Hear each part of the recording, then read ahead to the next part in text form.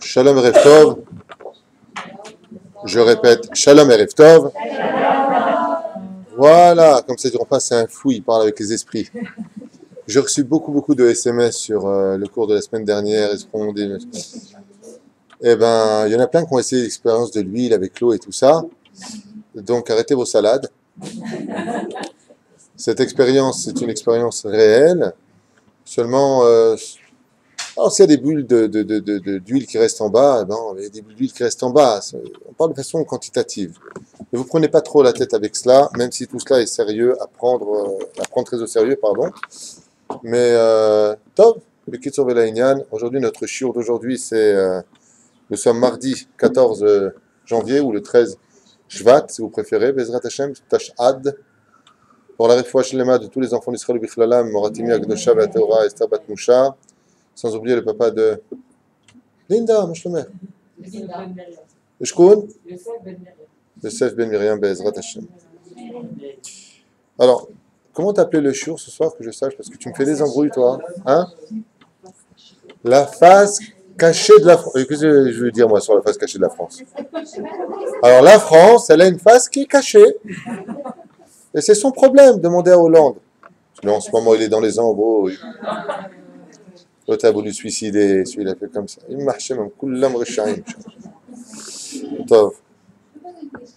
On n'a pas commencé le shiur. Ça, c'est une question que tu n'aurais pas posée si tu étais arrivé à la fin du cours. Voilà. Bien. D'ailleurs, je ne comprends même pas comment cette question peut survenir dans l'esprit de quelqu'un. Pour la simple et bonne raison, c'est qu'on vient de la France. Et la question, c'est de se poser que pour savoir comment reconstruire ta Jérusalem de demain, hein, d'abord comprendre d'où tu es venu. Ne pas regretter l'endroit d'où tu es sorti.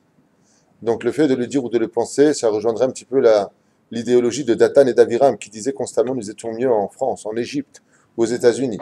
Donc oui, il y a un rapport direct avec la Torah, sinon tout ce qui n'est pas Torah de toute façon ne passe ni par ma plume ni par ma bouche. Tout ce qui n'est pas Torah ne m'intéresse absolument pas, mais vraiment pas. Ceci étant dit, il faut savoir que en parallèle de la Torah, l'histoire des nations du monde n'a existé que par rapport aux Juifs. Alors bien entendu, ça fait très comment dire, j'ai oublié le nom. Comment on appelle ça? Quelqu'un qui est... Ouais, mégalo, non mais c'est pas le mot que je cherchais à dire. Tout revient sur lui, le centre. Égocentrique, c'est le mot que je cherchais. Ça fait très égocentrique de vouloir dire une chose pareille. Mais c'est la réalité de la Torah, qu'on le veuille ou pas. Toute l'histoire des nations du monde n'a existé que par rapport à Israël. C'est ce qu'enseigne le premier Baal HaTurim sur le commentaire de Bereshit. Le monde a été créé que pour les Juifs afin d'étudier la Torah, en d'autres termes. Donc oui, en étudiant l'histoire d'autrui, bien entendu, en dehors du Beth Midrash, eh bien, on arrivera à mieux comprendre l'histoire du peuple d'Israël parce que leur vécu est un parallèle de notre vécu. Nous sommes le peuple de l'histoire, même nous sommes l'histoire elle-même, plus exactement, tandis que les peuples traversent l'histoire en naissant et en mourant les uns après les autres. Donc oui, il y a un rapport avec la France et vous comprendrez à la suite pourquoi il y a un rapport avec la France. Surtout que, hormis votre humble serviteur, les prophètes parlent de la France, il y a des rémazim dans Esther sur la France, la Géoula partira de la France, les tikkunim de la fin des temps partent de la France selon la Kabbale. Donc oui, il y a beaucoup à dire sur la France, et c'est ce qu'on va voir ensemble. Vous êtes prêts? Eh ben voilà, on attaque. La France. Borminnan. C'était l'Algérie en plus. Il a tellement pleuré Enrico Macias sur la France de son enfance qu'elle est venue en France. Voilà. Tov. D'abord et avant tout, j'aimerais mettre une gifle une fois pour toutes à toute ce manque de savoir-vivre que très souvent on pourrait trouver chez quelques ignorants. C'est de constamment critiquer les pays qui les ont nourris. J'entends souvent, de droite et de gauche, des gens dire ouais, sale français, sale France, quelle crève. En attendant, tu vis avec elle, tu téléphones en France, tu cherches des clients en France, on travaille avec eux. On a pris des gens de la Torah comme Moshe Rabbeinu en d'autres termes, il y en a bien d'autres, qui n'ont pas pu se battre contre un pays uniquement pour une raison simple. Ils ont épousé une fille de là-bas. Voilà. Midian envoie ses filles pour nous tuer, ils réussissent leur mission dans la paracha de Balak. Donc les filles, bien entendu, de Midian et de Moab descendent dans le camp d'Israël. On a 24 000 morts chez nous, tués par une épidémie. Et donc Moshe déclare la guerre à Midian. Tout le monde va à la guerre sauf une personne. Lui. Pourquoi? Rachid nous dit, il ne peut pas être ingrat. Quand il a fui l'Égypte, il est parti à Midian, il a été accueilli, il a mangé du pain. Comme ça, il a été accueilli, il a mangé du pain. Alors, quand il est parti à Midian, le Midrash nous raconte que Yétro l'a jeté pendant 10 ans dans un puits. Il a vécu dans un puits. C'est un accueil, ça? Pendant 10 ans de sa vie, Moshe Rabbeinu était jeté au fond d'un puits de plus de 30 mètres de profondeur, dans l'obscurité la plus totale, dans la boue, dans le froid et la chaleur intense que le désert pouvait réserver à une personne.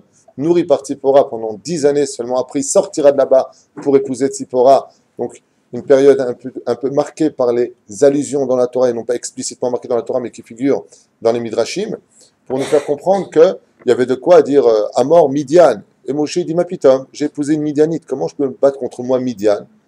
Donc faites attention quand vous avez vécu dans un pays, aussi pourri soit-il ou aussi bien soit-il, d'abord et avant tout, d'être reconnaissant vis-à-vis de ce pays. Il faut être reconnaissant. Regardez, parce que l'Égypte, qui nous a mis en esclavage, par exemple, ce pays infâme qui était l'Égypte, nous a égorgé nos enfants, éventré nos femmes, mis en esclavage, abusé dans tous les sens du terme. Jusqu'à aujourd'hui, nous faisons hommage à l'Égypte en disant « Je suis l'Éternel, ton Dieu, qui t'ai fait sortir du pays d'Égypte ». Pourquoi? Parce que malgré tout, elle a accouché, elle a mis au monde le peuple d'Israël. Donc si, d'un côté aussi important que le Créateur du monde, on fait l'éloge de quelqu'un parce que justement, on lui doit quelque chose, il serait bon, au nom d'un sionisme très très vulgaire, d'arrêter de critiquer les pays qui t'ont donné à manger et à boire pendant toutes ces années où tu as grandi sur leur territoire. On t'a pas demandé de les aimer, mais on te demande d'arrêter de les critiquer. En tout cas, c'est le langage que moi j'étudie dans mes livres, et si vous avez autre chose à dire, c'est qu'on n'a pas les mêmes livres. Donc d'abord et avant tout, il y a une reconnaissance à avoir vis-à-vis de la galoute, car la galoute cache en elle des trésors qui restent un petit peu cachés. Comme le disent les Chachamim, à la fin des temps, tout Israël deviendra Jérusalem et la terre entière deviendra Israël. Comment se fait-il qu'une terre aussi impure que les nations du monde, c'est-à-dire là où vivent les nations du monde, puisse-t-elle devenir un jour une terre où on pourra accueillir la Torah, ou plutôt recueillir la Torah? C'est parce que dans chaque territoire du globe de la terre se cache, à l'intérieur de cette terre, des nitzotzot, comme le dit la Gemara. Ce sera la raison essentielle pour laquelle les enfants d'Israël partiront en galoute, non pas simplement parce qu'on a fauté, c'est la raison qui nous concerne, car on ne peut pas, faire avancer le chamor s'il n'a pas une carotte, il faut bien faire avancer l'âne, on va mettre une carotte, donc la faute c'est la carotte quelque part, on a fauté, il faut justifier pourquoi on va en galoute. Bah ouais, tu as fait des bêtises. Mais de l'autre côté, on devait de toute façon, entre guillemets, aller en galoute parce qu'on a des réparations à faire, et nous allons sans plus tarder rentrer dans des dimensions kabbalistiques pour comprendre à un autre niveau qu'est-ce que sont ces pays comme la Pologne, comme l'Allemagne, comme la France, quelles sont leurs réparations et pourquoi d'Afka ces trois pays sont cités dans la Kabbale plus que tous les autres pays.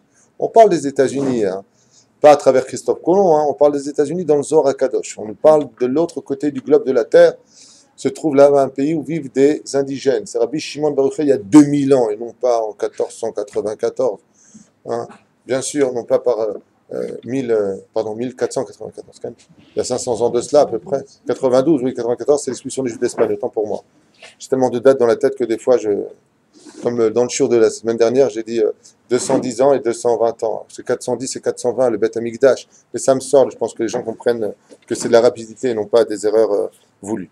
Bien, quoi qu'il advienne, ces pays-là ont été notifiés et ont été l'œuvre de beaucoup de Mekoubalim qui ont écrit l'importance de ces pays-là. Pourquoi? Parce que les nations du monde vont aller s'installer dans les pays d'Europe pour créer, Betsem, le nid de leur essence même. Alors bien sûr, pour comprendre tout cela, une fois de plus, il faut revenir à l'origine de la faute originelle, car tout dans ce monde démarre et redémarre sur la faute originelle. Je vous rappelle qu'à la création du monde, Adam et Ève ont commis une faute fatale. Cette faute fatale, vous la connaissez toutes, on ne va pas revenir dessus, c'est d'avoir au niveau du pshat, vraiment pour enfants, consommer d'un fruit interdit. C'est beaucoup plus profond que tout ça, bien sûr. Cette faute va engendrer une séparation. C'est-à-dire que ce couple, créé par Dieu lui-même, vont divorcer pendant une période de 130 ans. 130 ans, ils divorcent. Pendant ces 130 années, un homme ayant besoin d'une femme eh bien, va se retrouver dans une situation désobligeante. C'est-à-dire que la Avera va engendrer des Avérotes encore plus graves que la faute originelle.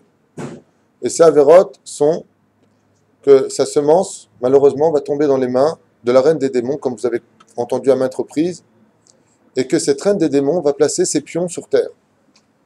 Les trois pays qu'elle va prendre, après bien entendu les 4 galouillottes que nous avons passées, qui sont la Babylonie, bien entendu, les Perses, la Grèce, et pour finir, Édom, où elle placera ses pions, sans oublier bien entendu la Grande Égypte, qui a été le démarrage, comme le prescrit le Hari Akadosh dans le Shara Gilgulim, de toute notre histoire de la Galoute. C'est le point culminant de départ. Et après cela, Rome va s'effondrer, mais Rome va se diviser dans 2 autres pays. C'est-à-dire qu'il va y avoir des conquêtes vis-à-vis de Rome, la grande Rome, dont Jules César fera bien entendu partie de cette grande conquête qu'on appellera la Gaule. D'accord? Les Germains et la Gaule. Un sujet qu'on va étudier un peu plus approfondi, parce que pour comprendre d'où vient la France, il faut comprendre aussi son origine. Qui a créé réellement la Gaule? Qui a créé réellement la France? D'où vient ce nom de Bichlal, France? Et dans la Torah, pourquoi on le traduira par Tsarfat? Ce qu'on étudiera dans la suite du sujet. Donc ces pays-là vont engendrer chez nous ce que la Kabbale va nous livrer tout de suite.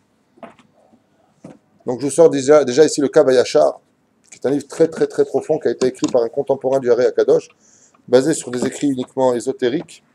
Et je vais essayer, dans un langage clair pour nous tous, Be'ezrat Hashem, de vivre dans une autre dimension un petit peu ce que veut dire la galoute, hormis le côté ma boutique, ma maison, il faut que je la vende, j'ai vécu à Lyon, j'ai vécu à Paris, t'as rien compris.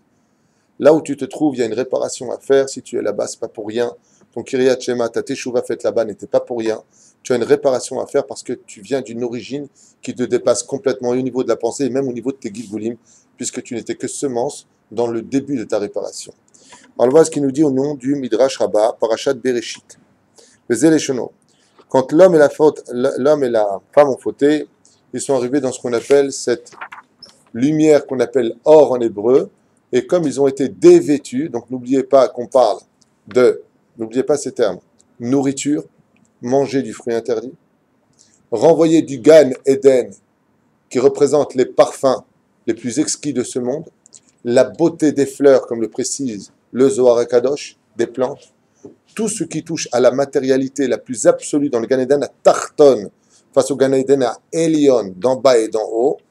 Adam Arishon s'est retrouvé intégralement nu dans un monde où il n'y avait plus de parfum, il n'y avait plus quoi que ce soit, il fallait donc le couvrir, il fallait donc lui apporter toute l'essence dont un homme a besoin sur terre pour se développer correctement. Hashem Elohim, Ktonet Or, il aura fait de Kotnot Or des vêtements de peau. Premier métier de Dieu dans le judaïsme, confectionneur. Prêt à porter.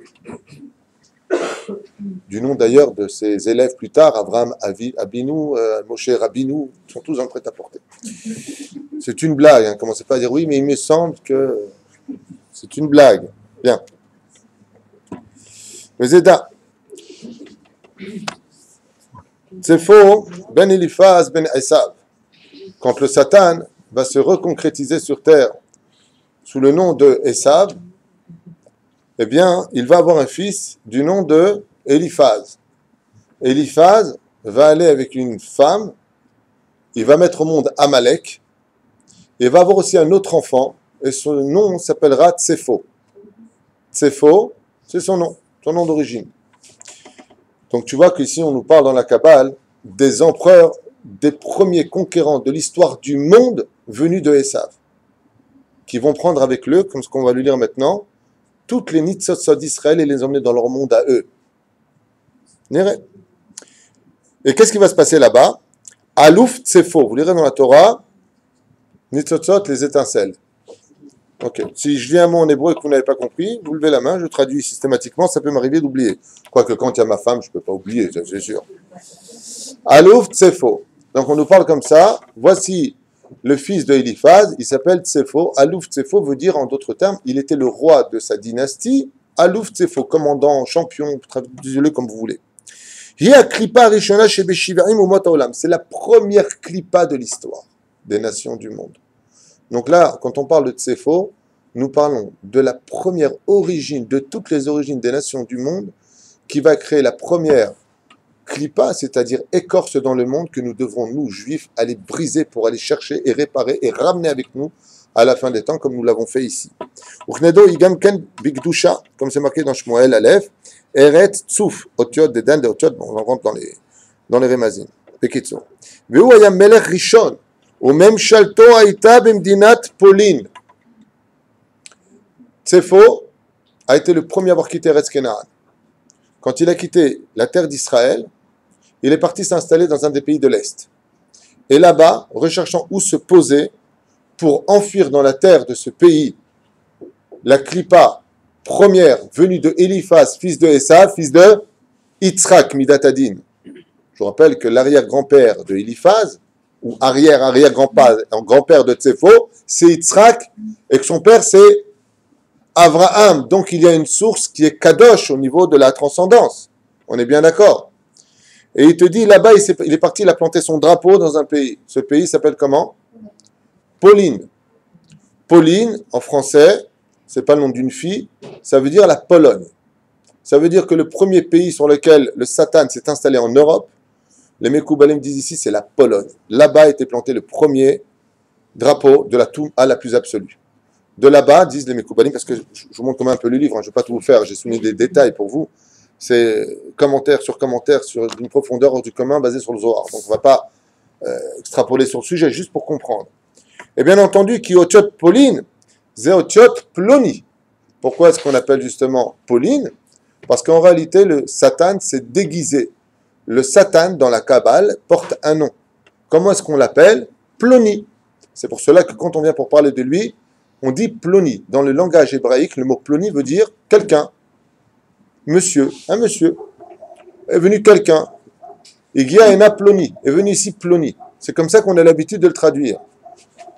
Aval, dans le langage de la Kabbale, ce mot Ploni veut dire Satan. Sachez-le.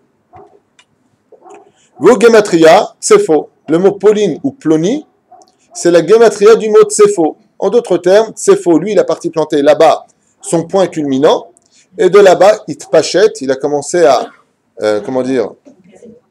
s'étendre sur toute l'Europe.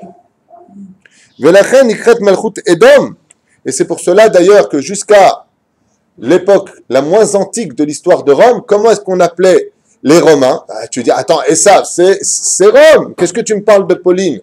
Quel rapport avec la Pologne? Il te dit, oui, non, mais tu oublies un détail. C'est pour ça que dans la Kabbale, on appelle ça métropoline. Métropoline. C'est-à-dire que les Romains, quand ils se sont installés là-bas, on les appelait les métropolitains. Pourquoi on les appelait comme ça? Parce qu'en réalité, en français, ça ne veut rien dire. En latin, ça voudrait encore moins rien dire. C'est une langue de serpent le latin. Aval, métropoline, ça veut dire la petite Pologne. Celle qui vient de la Pologne. Donc, premier QG duquel partira tous les malheurs sur lesquels, à chaque fois, on pourra dire que la descendance de Esav fera partir son mal, c'était Dafka dans ces légions qui se trouvaient en Pologne et non pas à Rome. Rome, c'était le QG, le Sénat, les cirques, la cruauté si vous voulez. Aval, les désastres qui concernaient les enfants d'Israël partaient en général de la Pologne. On ne s'étonnera pas pourquoi la Deuxième Guerre mondiale, quand Hitler s'est installé, le premier pays qu'il a conquis avec la Tchécoslovaquie, c'était la Pologne, Varsovie. Tous ces camps de concentration, je ne vous parle pas de la préhistoire, hein, je vous parle d'il y a 80 ans, même pas 75 ans aujourd'hui, on est bien d'accord. C'était la Pologne. Pourquoi est-ce que Hitler s'est relié tout de suite, premier allié de Berlin, de l'Allemagne nazie, ça a été la Pologne, tout de suite. Il n'y a même pas eu de combat, on a tout de suite, ils ont commencé à faire style, on va pas être soumis, mais ils ont signé tout de suite, on vous donne nos juifs. En réalité, excusez-moi, ils n'ont pas donné les juifs. Hein. La Pologne, ce n'est pas un pays comme la Tchécoslovaquie qui faisait des wagons pour les juifs. La Pologne s'est proposée à être, eux, les camps d'extermination. Et vous comprenez un peu mieux l'histoire maintenant de la Torah? Regardez, quand tu rentres dans la Kabbale, ce qui se passe? Tu veux comprendre pourquoi la Pologne? C'est le QG du Satan. J'ai un ami qui est parti en Pologne voir les camps de concentration, et je lui ai dit, moi j'ai connu la Pologne par les livres, enfin par les photos que j'ai vues. Les briques sont en rouge, c'est roux, et le temps est constamment gris. C'est les couleurs dans la Kabbale des forces du mal. Le gris, ce qui est noir, et ce qui est rouge. C'est les forces. La culture polonaise est basée selon cette situation. les ouvriers, ceux qui descendent dans la mine, ceux qui descendent en bas, ceux qui sont dans le noir. Là-bas, c'est installé en tout cas, c'est faux. Il y a beaucoup de choses à dire sur ça, mais je voudrais quand même avancer parce qu'on a pas mal de choses à lire ensemble. Et les Mekoubalim nous disent ici, et sache que le ministre qui dirige ce pays-là, qu'on appelle Pauline, c'est Édom lui-même dans les cieux. C'est le ministre de ce pays. Donc, où est Édom selon l'origine juive? Non pas à Rome, mais elle est là-bas. C'est pour ça d'ailleurs que la papauté s'est installée pendant des décennies en Pologne. Et que tous les crimes au nom du christianisme ont eu lieu d'Afka en Pologne, puisque les Romains ont lutté au début contre le christianisme, je vous le rappelle, pour ceux qui veulent rentrer dans la théologie. Vous savez pourquoi, une petite parenthèse de l'étude qui n'a rien à voir avec ce que je voudrais développer avec vous, vous savez pourquoi d'Afka, la Pologne et pas Rome? Rachid le dit dans les textes de la Torah. Rachid dit parce que l'Italie n'existait toujours pas. L'Italie n'est pas un pays qui a existé, il ne fait pas partie des continents qui ont explosé, qui se sont racolés. L'Italie, c'est tout simplement, je crois que c'est pour les livres, l'Italie est un pays qui s'est créé avec l'explosion des cratères qui, dans une coagulation de boue et de terre, ont fait ce qu'on appelle la botte de l'Italie. C'est comme ça que dit Rachid. Yavan chez Italia. Et les commentateurs expliquent, Rachid dit, mais d'où est-ce que tu apprends ça? Quand Yaakov nous reçoit la bracha de toute la terre, donc il lui a tout donné. Il vient Esav et il lui dit, mais t'as pas encore une bracha? Et dans sa bracha, Yitzhak va lui créer l'Italie, puisqu'il avait donné le globe de la terre. Donc il n'a pu lui donner qu'une chose qui n'existait pas encore et qui se créera plus tard. Ça n'avait pas été donné à Yaakov. Donc l'Italie n'existait toujours pas à cette période. C'est ça. Et pourquoi tout cela maintenant? On nous dit, et Tsefo, d'où est-ce qu'il est venu cette Neshama de Tsefo? Il vient de la perte de Adam et de Ève quand ils se sont séparés de la faute originelle. En d'autres termes, qui est Tsefo? C'est le serpent de la faute originelle. C'est lui Tsefo. Tsefo, le fils de Eliphaz, petit-fils de Esav, arrière-petit-fils de Yitzhak Avinu. En d'autres termes, de lui est venu les forces du mal. Et on sait que l'arbre de la connaissance que Adam Arishon a consommé, c'était l'arbre qu'on appelle l'arbre du Chita. Il y a 3 déotes dans la Gemara qui sont ou le raisin, ou la figue, ou le Chita. Mais on a plus tendance à aller dans la raison, même si tout est divré, Elohim Chaim, tout est vérité. Pourquoi Chita? Parce que le mot Chita, le blé, on va y arriver exactement, donne d'abord de la connaissance. Comme vous le savez, si vous avez un enfant qui, un tant soit peu, s'attarderait au niveau de ses connaissances, de son développement moral, donnez-lui des céréales. C'est la meilleure façon. S'il a des problèmes pour parler, vous lui donnez des faux stocks, bien pilés pour pas qu'il s'étrangle. Et si il a du problème à parler, vous lui donnez des céréales. Pourquoi? Parce que les céréales, donc le blé, les 5 céréales connues dans la Torah, développent le da'at. C'est connu, c'est scientifique, c'est prouvé par les médecins. C'est pour ça que les enfants aujourd'hui sont beaucoup plus rapides que nous. Ils comprennent beaucoup plus les ordinateurs. Avant de donner le sein jusqu'à 2 ans, on en faisait des teubés comme ça. Ouais. Et aujourd'hui, on passe beaucoup plus vite aux céréales. Donc l'enfant se développe beaucoup plus vite car le blé, le chita développe. Et pourquoi? Je fais la gematria du mot chita. Qu'est-ce que j'obtiens comme gematria d'après vous? Chita, chet, tet, aleph. Slicha, il manque un mot. Ouais. Non. Chita, non. Ça s'écrit sans yud ici. Non, il n'y a pas de yud dans chita. Chet, c'est 8. Tet, c'est 9. Ça fait combien? 17. Et he? Et donc ça fait 5, c'est 5. He, c'est 5. Donc ça fait combien en tout? Voilà, c'est ce qui a marqué ici. Pourquoi on sait que c'est le blé qui était le principal élément de la faute de la originelle? Parce que chita, c'est gematria, isrim ushtaim. Combien on a de lettres dans l'alphabet? Le 20 de lettres de l'alphabet. De là, tu auras compris que nous sommes obligés de réparer le monde entier. À cause de la faute originelle, nous avons mangé ce pain qui nous était interdit, ce chita qui nous était interdit, d'où la fameuse Amotzilech Minaret, et ainsi de suite. Il faudra prendre ce blé de... Eh bien, exactement, tu as tout compris. C'est l'arbre de la connaissance. Et cette connaissance, le pain donne de la connaissance. C'est pour ça que dans le judaïsme, si tu veux comprendre la Gemara, dans Masreh Brachot, il y a marqué « Mange surtout du pain le matin ». Mange du pain le matin. Pour comprendre la Torah, il faut manger du pain. C'est pour ça que dans le judaïsme, Blia Inara pour nous, que ce soit le pain italien ou le pain de ma grand-mère, on mange constamment du pain. Vous avez remarqué que le pain a une particularité, contrairement à toutes les autres nourritures, c'est que comme c'est la nourriture de la connaissance, elle prend le goût de tout le monde. Tu prends du pain, tu le trempes dans n'importe quelle sauce, tu manges ton pain, tu as du pain à la sauce que tu as mangé. Tu as compris l'image? Par exemple, donnez-moi un plat d'origine chinoise. L'amloukhiyeh. Parce qu'il faut 2 baguettes minimum pour le manger, ce truc. D'accord? L'amloukhiyeh. Tu prends ton pain, tu le mets dans l'amloukhiyeh, tu manges ton pain, c'est l'amloukhiyeh. Dougma. Le pain a une particularité, c'est qu'il est sophègue, il prend lui les connaissances des autres. C'est le pain de la connaissance.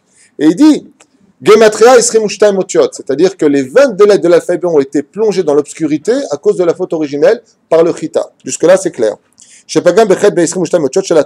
Et c'est pour cela que la Torah demande réparation aujourd'hui, qu'on aille la chercher, qu'on aille l'étudier, qu'on travaille pour elle, parce que ces 22 lettres sont tombées dans la faute originelle à cause de cela. C'est pour ça qu'encore une fois, je le dis, je le répète, si vous n'avez pas encore compris, que dans les fêtes juives, il n'y a pas de Séouda s'il n'y a pas de pain.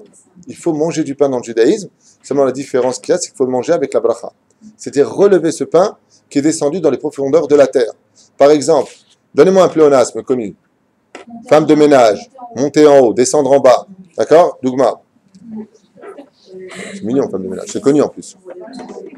Ouais, mais c'est pas grave. Pas grave. On ne relève même plus. Il y a une époque, j'avais un. Ah, il est là. J'ai de la chance. Amotzi lehem min. Ouais, pourquoi tu veux qu'il vienne d'où le pain? Alors c'est vrai qu'à une période, il venait d'en haut. Amotzi lehem min hashamaim. Après, tu me dis, le blé qui vient de la terre, le pain qui vient de la terre. On sait très bien que le pain, il vient de la terre. À Kavana, ne lit pas simplement Amotzi lehem min haaretz. Et là, il lit de sortir le pain dans son tikkun qui est venu de la terre, du monde d'en bas. Mets-le exactement. Sors le pain de la terre. Sors ce pain et mets-le sur ta table. Fais-le monter de niveau, ne reste pas en bas. Bon, on avance. J'ai passé de ça parce qu'après on va dans les trucs kabbalistiques, abracadabranques. Comme le disent à la fin des temps dans Yirmiyahu, car sache que Mitzafon sortira le mal. On sait que la guerre viendra de la fin des temps par le nord. Et c'est pour cela que comme on sait que la Géoula viendra du nord, il faut savoir que des pays du nord viendra aussi la Géoula à la fin des temps. Chez où Pauline. Et qu'est-ce qu'on appelle la Géoula de la fin des temps? C'est celle où on verra enfin ce pays tomber et les Juifs ressortir pour quitter la Galoute. Ça vous dit rien au niveau historique? On a quitté la Pologne, qui était le QG des Juifs de cette époque, et nous sommes montés en Israël. C'est ce qu'il dit ici. La Géoula partira de là-bas. C'est une des thèses du Rabbi Lubavitch, au fait. J'ai oublié de vous le rappeler. L'Ita, comme dit les Lituaniens, et que Moshe Amar Akatouv, ou Ritzafon, ou Voiteman. Ceux qui viendront, en d'autres termes, du Tzafon, de quoi est-ce qu'on parle? L'Europe de l'Est, on parle des terres du Nord, là où il fait froid. Ou Voiteman, le Yémen. Qui bitrila mitzad Tzafon. Parce que la Géoula commencerait déjà par l'Europe, et non pas par les États-Unis, ou de l'autre côté des pays orientaux. Le peuple d'Israël viendra d'abord en entier où? De toutes les nations du monde. Donc de ce qu'on a ici, la Géoula partira déjà de quel continent? L'Europe. De quel lieu précis? La Pologne. On est bien d'accord jusque-là. Mais on a dit qu'il n'y avait pas que la Pologne. La Pologne s'est étendue dans d'autres horizons. Vous allez voir de quel pays on parle.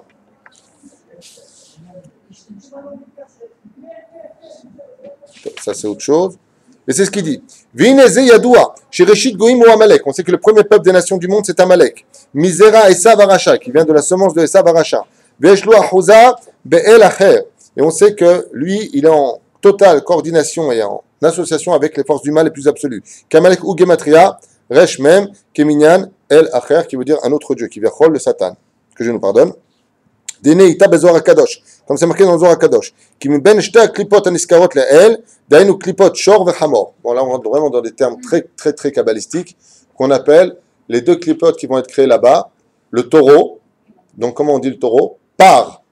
En hébreu, le taureau se dit par. Shor, c'est un bœuf aussi, tu peux le dire. En hébreu, mazéparot. Para. Mazépar. C'est le mari. Non. Shvarim, c'est le bœuf. Shor, pareil, tu peux l'appeler comme ça ou comme ça. Par, dans la Kabbale, c'est aussi un taureau. Donc on a ici un nom d'origine qui vient d'une des clipades, c'est-à-dire une des forces maléfiques les plus absolues, qui s'appelle comment? Peresh, par. D'ailleurs, sachez que le Gehinam est dirigé par lui. C'est pour ça que dans la Kabbale, quand on finit la prière de Arvit, de Motzei Shabbat, on va prononcer des mots pour accompagner les morts vers leur station de réparation. Vous avez bien compris de quoi je parle. Et pour adoucir le ministre de la méchanceté de cette clipate terrible, qui s'appelle Peresh, nous allons dire 5 fois 2 lettres. Mais vous connaissez tous ce verset certainement, en tout cas ceux qui nous écoutent aussi. Veino Amadonai Elohenu, Alenu, Omaase Adenu, Konena Alenu, Konenehu. Combien on a dit le mot nous? 5 fois. Nous, c'est Nun Resh. 5 fois 56, Nun Resh. Nun Resh. Nous, Nun, Vav. On est bien d'accord? Veino Amashem Elokeinu, Alenu Maase Adenu, Konena Alenu Maase Adenu, Konenehu. C'est la phrase que l'on dit dès qu'on finit la prière de Arvit. Pourquoi? Vous savez pourquoi on dit cette phrase dans la Kabbale? Parce que si vous faites la 5 fois Nun Resh, 56, vous obtenez Gematria par 280. Ça fait 280. Ce qui fait que quand vous êtes en train de prier par Peresh, Nun Vav. Ah, j'ai dit Nun Resh, moi. Parce que j'ai pas bu. Voilà, maintenant je vais boire, je vais arrêter de dire des bêtises. Baruch ata Adonai Eloheinu melech haolam she'akol nהיה bidvaro. Quelle est la relation entre Peresh et Nun Vav? C'est ce que je suis en train d'expliquer. Nun Vav, c'est Nun, 50, Vav, c'est 6. 56 fois 5, 280. Par, c'est 280 en Gematria. Par, P, c'est 80. Resh, c'est 200. 280. Donc, chaque fois que le Hari Akadosh dit que chaque fois que nous disons Veinu Amashem Elokeinu, Alenu Maase Adenu Konena Alenu Maase Adenu Konenehu, on est en train de la chnia et ta clipote, on est en train de diminuer. Voilà, on est en train de le calmer pour pas qu'il s'énerve. Comme ça explique le Hari Akadosh, d'où l'importance de bien prier Motzei Shabbat pour accompagner nos familles défuntes. C'est aussi la fin du Teilim. Quoi qu'il advienne, ici, on dit comme ça, besoin Akadosh, à nous clipat Shor Bachamor. Donc, on a le Shor et on a le Hamor. On a le taureau et on a l'âne, qui sont le Masher Ben David et le Masher Ben Yosef. Je suis obligé d'avancer parce que je me suis rendu compte qu'il est super tard. Et donc, qu'est-ce que ça a donné tout ça? Le Nachash, la faute originelle, plus le Shor, plus le Hamor, ça nous fait 3 éléments. 3 éléments, donc 3 pays. Ces 3 pays, il y a le Nachash, c'est quel pays Nachash? Nun. On vient de le dire à l'instant depuis tout à l'heure, la Pologne. Ensuite, on a le Hamor, c'est, vous allez comprendre, Germania. Et vous avez après, vous avez le Shor, après vous avez le Hamor, c'est la France. Si vous regardez les initiales, Nachash, c'est Nun. Hamor, c'est Chet. Shor, c'est Shin. Ça fait quoi ensemble? Nachash. De là, les Mekoubalim nous disent, sache qu'il y a 3 pays où le Nachash s'est installé. Premier pays, la Pologne. Deuxième pays, l'Allemagne. Troisième pays, la France. Alors, je suis obligé de m'arrêter ici parce que ce livre-là, on va passer des heures dessus, il est génial. J'ai bien aimé le bouquin. Pour en revenir un petit peu à ce que nous disons. D'abord et avant tout, pour nous rendre compte des mots, on a dit que l'origine, c'était le mot par. Comment on dit le mot France en hébreu? Sarfat. Ça dit Resh, Pe, Taf. C'est quoi la racine du mot Sarfat? Donc, par. Est-ce que vous arrivez ici de vous réveiller un petit peu? Moda, Ani. Par. En d'autres termes, tu vois que la racine de la France, ça représente justement le par, c'est-à-dire les forces. Je me suis trompé, le Hamor, c'est l'Allemagne, pardon, et la France, c'est le taureau. La Kamala représente cette force de laquelle les Tsareno arabes, cette France qui devient la force absolue de celui qui lutte contre le Mashiach Ben David. Et l'Allemagne, c'est celui qui lutte contre le Mashiach Ben Yosef. Dans la Kabbale. C'est un long sujet que je ne vais pas développer avec vous. Quoi qu'il advienne, venez maintenant en avance dans le vif du sujet à propos de la France. La France. Ah non, pas de question là. J'arrive pas à suivre un truc. Oula, tu me fais peur. Lorsqu'on parle d'Esav, on parle d'un des fils de Yaakov. De qui tu parles? d'Esav, oui. Okay. C'est le frère de Yaakov, Esav, non? Pardon, un des fils d'Israël, pardon. Donc, ça veut dire que quand on dit qu'Esav, il a planté son drapeau, et qu'il incarnait en fait le Satan, on est bien d'accord? Ça veut dire que finalement, encore ça revient dans tout kadosh. Ah, mais c'est tout le temps pareil. Tu vois une femme, elle est gentille à la base. Elle est tranquille dans son coin. Quand elle met au monde un enfant qui est tout pur, qui est kadosh, elle est quoi? Tamé. Yotzer or. Yotzer or, mais justement, Yitzhak, il vient d'une défaillance. Sa femme, elle vient de qui? La maison de Bethuel et de Lavan. Donc il y avait encore un peu d'impureté. Mais comme Yaakov, lui, de son côté, Bisiat Alishmaya, il vient du côté de droite et de gauche, il fallait bien que ça parte. Mais quand Yaakov, lui, va par contre être la pureté absolue, alors lui pourra engendrer les 12 tribus. C'est un shiur qu'on avait déjà fait. Donc tu regardes là-bas, j'explique pourquoi il y a Ishmaël avec comment il s'appelle, Yitzhak, pourquoi il y a Esav avec Yaakov, et pourquoi Yaakov est capable d'engendrer le reste. C'est une longue histoire. Pour l'instant, on n'en est pas là. Donc voilà, c'était la première chose que je voulais vous dire. Dans le livre de... je ne vais pas le prendre maintenant. Si? Oui, non, oui. Donc, je vous expliquais tout à l'heure, en d'autres termes, le mot tsarfat prend son origine du mot par, qui veut dire la grande clipa, celle qui est le symbole par excellence, même si on sait que son symbole c'est l'orgueil, puisque le coq est le symbole de la France et que le coq dans la Kabbale représente l'orgueil absolu, d'accord? Eh bien, il faut savoir malgré tout que chaque terre renferme en elle des points positifs ou des points négatifs. Par exemple, il y a marqué à propos de la terre d'Eretz Israël que c'est une terre qui décide de qui vivra sur elle dans le Sefer Torah. Chez Nehemar, comme c'est marqué, Vatarki Haaretz et Yushvea. La terre d'Eretz Israël vomira ses habitants. Comment c'est la terre d'Israël? Dieu vomit les habitants s'il ne les veut pas. Non. Maran Arav Kook Alav Shalom disait que la terre d'Eretz Israël a un libre arbitre. Manitou avait l'habitude d'expliquer quelque chose qui m'avait choqué à l'époque. J'étais encore jeune, inexpérimenté en études. Pas qu'aujourd'hui je le sois plus, mais un peu plus quand même que ce que je n'étais avant. Et il disait, sache qu'il n'y a pas de mauvaises nations dans l'absolu, mais il n'y a que des mauvaises terres. J'étais étonné de cette réflexion de Manitou. Et à propos de la France, il disait, ce n'est pas les Français qui sont mauvais, c'est le sol de la France qui est mauvais et qui rend celui qui vient sur elle et le rend mauvais.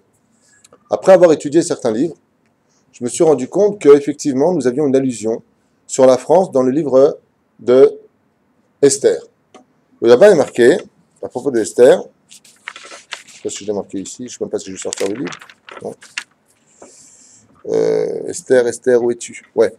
Il y a marqué comme ça, à propos de Esther, Ritzpat, il y a marqué là-bas Ritzpat, Rashi explique, à propos de cela, Karkaot Shelavanim Tovot. Quand on parle du sol du palais de Achashverosh, il y a le mot Ritzpat. Ritzpat, qui veut dire quoi? Le sol du palais de, comment il s'appelle? De Achashverosh, son sol. Ritzpat, ce sont les lettres du mot Tsarfat. Et là-bas, il y a marqué, Rashi nous dit, comment tu dois comprendre le sol? Les pierres du sol de Achashverosh étaient faites de pierres précieuses. En d'autres termes, ici, nous avons dans la Kabbale une allusion que dans la terre de chaque pays se renferment des pierres précieuses. On parle des nitzotzot, des étincelles. Quand tu vas en France, il faut savoir, comme ça disait Manitou en tout cas, et il savait de quoi il parlait, je peux vous l'affirmer, il y a des choses qui sont positives, il y a des choses qui sont négatives. La France renferme en elle une force extrêmement puissante qui viendra lutter contre le Mashiach ben David. C'est pour ça que le mot Tsarfat, c'est la gematria du mot Bet Mashiach. La maison du Mashiach. Pourquoi? Vous avez compris maintenant un petit peu Rabbi Lubavitch avec la Marseillaise et tout ça, il faut réparer la Marseillaise. Rabbi, il avait chanté ça, vous vous rappelez le Rabbi? Il disait, il ne faut pas chanter Allons enfants de la patrie. Mais il avait repris l'hymne de la Marseillaise, et quand un de ses élèves lui a demandé, mais pourquoi vous chantez l'hymne de la Marseillaise? Il dit, parce que c'est dans l'hymne de la France que se trouvent toutes les clipotes, il faut toutes les réparer. Ouais, c'est pour ça que Tsarfat, une petite parenthèse pour les Lubavitch qui nous regardent, si vous nous regardez un petit peu, Tsarfat, ça fait en Gematria 770. 717. Pourquoi? Moi j'ai mes explications à moi là-dessus, même si je ne suis pas Lubavitch, j'adhère énormément à l'étude du Rabbi, mais je ne suis pas du tout Lubavitch, je n'ai pas besoin d'être Lubavitch pour adhérer aux écrits extraordinaires du Rabbi Lubavitch, il n'y a pas photo, je suis aussi bien Breslev que Lubavitch, que Rav Kook, que Rav Ovadia Yosef, c'est d'ailleurs ma richesse, Baruch Hashem, et je ne veux surtout pas changer par rapport à cela, mais il est certain que les écrits du Rabbi Lubavitch renferment les solutions pour pouvoir supporter la galoute, c'est certain. Cette chassidoute extraordinaire qui nous a livré, cet enseignement d'amour renfermant tous les secrets les plus profonds de l'étude de la Kabbale, ne font qu'enjoliver justement cette situation des Juifs dans la galoute, et particulièrement en France, parce que Tzarfat Gematria H717, des Rachagav, juste une petite parenthèse comme ça pour vous faire plaisir à ceux qui aiment bien l'entendre. On peut partir sur d'autres Gematriotes aussi. Hein. Mais quoi qu'il advienne, la Chassidoute, c'est le médicament de cette génération partout où on peut être, y compris en Eretz Israël. Donc comme ça, je referme cette parenthèse pour continuer avec ce que nous disions. Donc, pour la France, vous savez d'où vient le mot France? Je vous ai fait ici un petit résumé comme ça. Le nom de la France est issu d'un peuple germanique. Donc, qui sont les vrais Français d'origine, selon les historiens? C'est des Allemands. Le premier à avoir conquis la France pour lui donner son identité, c'est... Pas du tout, bien avant Charlemagne. Mais non. Clovis. Tout à fait. C'est le premier. Il vient d'où, Clovis? C'est originaire d'où? C'était un Germain. Germania. Et c'est lui qui va, bon, je ne vais pas faire un cours sur l'histoire de France, d'accord? Qui était le premier roi des Francs. Voilà. Après, la France va se diviser en 4 dimensions, on ne va pas rentrer là-dedans. D'accord? Qui a conquis donc ce territoire en 481 jusqu'à 535, et dont la France, dans son origine, s'appelait comment? C'est pas tout à fait juste. Ça ne s'appelait pas la Gaule. Ça s'appelait la Gaule romaine. On appelait ça gallo-romain. Voilà. Bon, on va pas faire un cours sur la France. Là, tu as raison, c'est un cours sur la France. Mais c'est quand même intéressant que de voir que le premier nom d'origine de la France, c'est le mot Gaule, qui veut dire quoi en hébreu? Gaule. Il y a 2 façons de sortir dans la pire des galoutes. Il y a la galoute et il y a la Gaule. Gola. Mais c'est la Gola. C'est sortir en dehors de toute notion juive. Et la France, c'est le pays par expérience et par assimilation la plus virulente de toutes. Comme un taureau qui défonce celui qui vit sur elle, c'est le pays de l'assimilation. C'est pour ça qu'elle s'appelait Gaule, dans son origine romaine, qui veut dire en d'autres termes, les Romains, la Gaule antique, l'endroit où on s'assimilera le plus. C'est une terre qui assimile ses juifs. C'est une terre qui assimile ses juifs. C'est pour cela que je répète que le médicament à l'assimilation, c'est la chassidoute. Et peu importe si elle est Lubavitch, Bretzlev ou Soloninsky, peu importe. La chassidoute est le médicament de cette génération, j'affirme. Et donc, comme il dit ici, donc la Gaule, centre du Satan pour assimiler les juifs, et bien entendu, bon, alors beaucoup plus tard, la France prendra son origine, comme on va le voir dans Rachi ici, extraordinaire, c'était le premier à avoir vraiment appelé la France, qui s'est nommé d'ailleurs roi de France, c'était Philippe Auguste, qui en latin, c'était donc appelé Rex Francia, qui voulait dire en latin premier roi de France. C'est comme ça que lui s'était fait appeler, et après la Révolution, là vraiment, les Français ont pris leur drapeau pour bien signifier ce qu'ils étaient. Dans le livre d'Ovadia, donc je vous ai apporté ici Ovadia, on nous parle aussi de la France. Et là, voilà ce qu'on nous lit.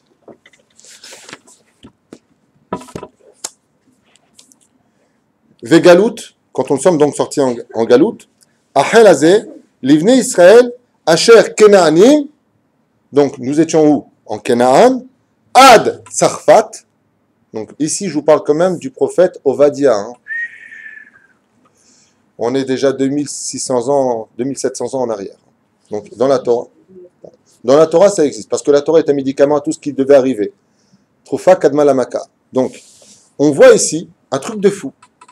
Qu'on nous parle de Kenaan, à l'époque d'ici, jusqu'en France. C'est pas marqué ailleurs. Non, c'est pas fini. Écoutez bien la suite. Vegalut Yerushalayim Ad Sfarad. Qu'est-ce que c'est Sfarad? Il y a marqué ici. Asher Bisfarad, Ken, Yirshu et Erev Anegev. En d'autres termes, on reviendra de 2 terres qui seront les pôles principaux de notre judaïsme. Rashi intervient et nous dit, très sympathique ce Rashi, il nous dit comme ça. Galut Asher ou Mibne Israël, ceux qui étaient en Israël sont partis en France, ceux qui étaient à Yerushalayim sont partis où? En Espagne. Chez Galou Me'asarat Ashvatim, les Eretz Kenaanim, à Tzarfat. Donc où est-ce qu'ils sont partis les distributs selon Rashi ici? Jusqu'en France. Rashi d'ailleurs, il est marrant parce qu'il nous dit Tzarfat, Francia. En l'Oasie. Francia. Parce que déjà à son époque, on est déjà en 1100, donc il y avait déjà les conquérants qui s'étaient bien installés. Il est bien précisé ici que nous nous trouvons dans cette période de la France. Et Bisfarad. Yehuda Asher Galou Bisfarad, En Yirshu et Are Negev, chez Bedroma, chez Eretz Israël, comme c'est marqué ici, Apotrim Betzarfat ou Amalchut chez Corinne, la fameuse royauté qu'on appelle la France. Alors comment comprendre cela? Vous avez remarqué que de façon assez incroyable, les plus grandes lumières du judaïsme sont sorties de deux pays. Les plus grandes lumières de notre Torah, je parle de façon quantitative, sont sorties de deux pays. Lesquels? L'Espagne et la France. Par exemple, si je prends l'Espagne, je vous ai noté à toute vitesse, j'ai un peu tardé à la maison parce que j'ai écrit comme ça. Ce qui me venait, le Rambam est sorti de la ville de Cordoue, donc en Espagne. Le Ramban lui-même, Rabbi Yosef Karo, Don Yitzhak Abarbanel, la liste est très très longue. Ils sont tous sortis d'Espagne. Pour la France, je vous ai noté des noms. Vous les voulez? Rachi aussi. Alors Rachi, lui, vient d'une ville qui se trouve entre 2 et 4. Voilà. Il vient de la ville de Troyes. D'accord? Vous avez tous les Baalei Tosafot, donc Rabbi Yitzhak et ainsi de suite, tous ceux qui sont dans les Baalei Tosafot. Vous avez Rabbi Yona de Gironde, c'est où? Girondin de Bordeaux. Vous avez Rabbi Otniel de Paris. Vous avez un des plus grands décisionnaires du monde juif, Rabbi Eliezer Mitz. C'est où Mitz? Metz, tout simplement. Et puis Rabbi Noutam, et puis bon, la liste est très longue de TC. On ne va pas perdre de temps avec ça. Pourquoi Dafka de là-bas? Parce que nous avions des tikkunim, une fois de plus, et des nitzotzot à récupérer. Ces deux pays, ici, donc, cachaient en elles, en réalité, des étincelles de notre peuple, comme l'Égypte exactement. Tout comme nous avons fini le travail en Égypte, on n'avait plus besoin d'y retourner. On était obligé de descendre dans ces pays-là, impurs, mais remplis de trésors. Comme je vous disais tout à l'heure, Ritzpat, il y avait marqué chez Rachi en allusion, vous savez que la Torah, c'est un monde d'éternité. Achashverot était un des conquérants de toute la terre. Oui, sa terre, marqué son sol, était rempli de pierres précieuses. C'est une allusion pour ce que nous sommes venus récupérer dans les pays à travers notre situation. Vous savez qu'il n'y a pas de hasard. Comme le disent certains rabbins aujourd'hui, c'est pas pour rien que le périphérique, ce qui entoure Paris, est composé de 49 portes. Il y a exactement 49 portes, ni 48 ni 50. Pourquoi? Parce que Paris, on pourrait rentrer dans des guématrotes très intéressants à propos de Paris. Pourquoi on écrit Paris? C'est pas Paris. Marqué Paris. Paris, ça s'écrit P-Resh Yud Samer. Et non pas Zaïd. Je ne sais pas pourquoi mettre un Zaïd. Pas Paris, ça ne va pas prononcer les pauvres. Quoi qu'il advienne, on a ici 49 portes, comme on pourrait le constater. Cette ceinture qui les entoure, c'est une ceinture qui viendra entourer une culture que l'on va développer tout de suite, qui est la culture de la France. Car il faut savoir que même sur le domaine hystérico-politique, la France n'est pas la capitale. Dans le domaine spirituel, la France est la capitale de l'Europe. Dans le domaine de la spiritualité, vous allez comprendre de quoi est-ce que je parle. Au début, nous avions parlé de l'Allemagne. Alors l'Allemagne, vous savez qu'elle a un tikkun. L'Allemagne, dans la Kabbale, représente le pays du meurtre. Je pense qu'elle l'a prouvé. C'est bon? On a une autre dose? Très bien. La France, c'est quoi son tikkun? Bon, Israël, c'est quoi? Vous le savez? La Parnassa, tout le monde peut en parler. Israël, c'est la Parnassa, le tikkun. C'est marqué noir sur blanc. C'est pour ça que ça s'appelle... Comment ça s'appelait Israël avant? Kenaan, divisez le mot en deux. Kan'ani. Tu viens ici, t'es pauvre. Kan'ani. C'est pas moi, c'est la Gemara qui le dit. Alors c'est quoi? Parce que Israël, c'est pas l'orgueil, la France. Ça aurait été bien. L'orgueil, c'est la Russie et les États-Unis. C'est leur tikkun à eux. C'est quoi? C'est pour ça qu'ils ont fait des grands tours. L'orgueil. Ouais. Non. Non. Bon, on n'a pas le temps, on va le dire. Hein? La France, regardez bien ce que nous disent les Mikoubalim il y a plus de 2000 ans. Son tikkun à Tsarfat, c'est des tzvouim, c'est des hypocrites. La France, non? J'aime bien, chacun avec ses comptes. Chacun est en train de régler ses comptes avec la France aujourd'hui. Ah ouais, c'est là. La France, les Mikoubalim nous disent, c'est un pays qui a pour réparation son manque d'honnêteté. C'est un pays qui n'est pas franc. C'est un pays qui est hypocrite, qui montre patte blanche et qui te vend tout de suite après, qui s'offre au plus offrant et qui est prêt à abandonner un pays, une culture entière à l'islam uniquement pour des enveloppes données en dessous de la table. C'est-à-dire prêt à anéantir une nation entière pour être en haut de l'affiche et prendre de l'argent. Il n'y a qu'un pays qui est capable de faire ça, c'est la France. Et parce que la France a commencé avec cela, les autres pays suivent. Parce que dans le monde de la Kabbale, ce que je vous dis, Beth Mashiach, la France, ce sera le démarrage de toute l'histoire de la Géoula. Comme d'ailleurs l'avait précisé le Rabbi, la Géoula partira de la France. C'est de là-bas que ça partira. Quand vous verrez en France les émeutes commencer, il n'y en a pas pour très longtemps, je vous l'affirme, vous verrez que de la France va... On n'a jamais brûlé autant de voitures en Europe. Parce qu'on a brûlé plus de 12 000 voitures. Donnez-moi un seul pays. Il n'y a qu'en France. C'est de la France que tout partira. tout comme Rashi, Rosh Israël, Rabbi Shlomo Yitzhaki est venu de la France, tout comme les commentaires du Talmud de la Babylonie sont venus de la France, de la même façon, tout le balagan partira de la France. Tout viendra de là-bas. Sur ce, on continue. En Brim Kacha, le Etz Hadaat, il s'est donc installé en France. Donc, pour lutter contre cette France qui, en d'autres termes, cache en elle aussi bien l'arbre de la connaissance du bien, Rashi, les Baalei Tosafot, Rabbeinu Yonah, tout ce que vous voulez, et de l'autre côté, les forces du mal qui vont commémorer l'arbre de la connaissance du bien et du mal, prenons un petit peu les cultures. Alors, ce que je vous ai marqué ici, c'est pas de la Torah, j'ai vu ça, j'ai cherché sur Internet pour être sûr de ce que j'allais vous dire. Donc, j'ai quand même regardé sur Internet, et voici les références que je vous ai trouvées selon des sites internationaux à propos de la France. Par exemple, une des choses que j'ai remarquées, les plus grandes marques du prêt-à-porter sont françaises. Exemple, c'est ce que j'ai trouvé sur Internet. Chanel, je vous ai noté, j'ai bossé. Dior, Yves Saint Laurent, Cartier, Louis Vuitton. Louis Vuitton est le premier, je n'ai pas fait exprès, j'ai vu ça, c'est le premier à la bourse au niveau des... D'accord donc, on parle de quoi ici? De vêtements. Faute originelle, on parlait de quoi tout à l'heure? De vêtements. Quel est le premier pays au monde qui lance la mode? C'est la France. Prenons maintenant la beauté pour laquelle Adam est tombé dans le piège. L'Oréal, ça vous suffit, vous en voulez d'autres. On ne va pas perdre de temps dans le Beth Midrash. Tout ce qui est beauté vient de la France. Pour finir, communication. Première société de communication, Orange. La France. Toutes les plus grandes marques, le pire de l'histoire, c'est que j'ai appris de ma sœur que beaucoup de marques dites étrangères ont été fabriquées en France. Beaucoup de médicaments vendus pour de l'argent, bien entendu, sont français et ont été vendus en France. Marie Curie, toutes les universités, la Sorbonne, tout venait de la France. Et la France, comme elle adore l'oseille et qu'elle est hyper hypocrite, elle est prête à vendre sa mère pour avoir des honneurs et de l'argent. Résultat des courses, de façon absolument explicite, à n'importe quel ordinateur pourrait le voir, tout vient de la France. Plus que tout, la gastronomie. La gastronomie française, tous les pays du monde reconnaissent, même les petits Marocains, que le raffinement de la bouffe française, c'est la bouffe des bouffes. Pourquoi? Donc, tout à l'heure, on a parlé de la photo originale. Vous vous rappelez ce qu'on a dit? Ils étaient sortis nus, donc il fallait les habiller. Letzada, Tovara. Ils ont mangé. Oui? D'où est-ce que ça vient, la mode? Réellement parlant, c'est la France. La gastronomie, c'est la France. Les meilleurs vins, on a dit que c'était une vigne, c'est la France. Maintenant, prenons un symbole encore plus grand que celui-ci.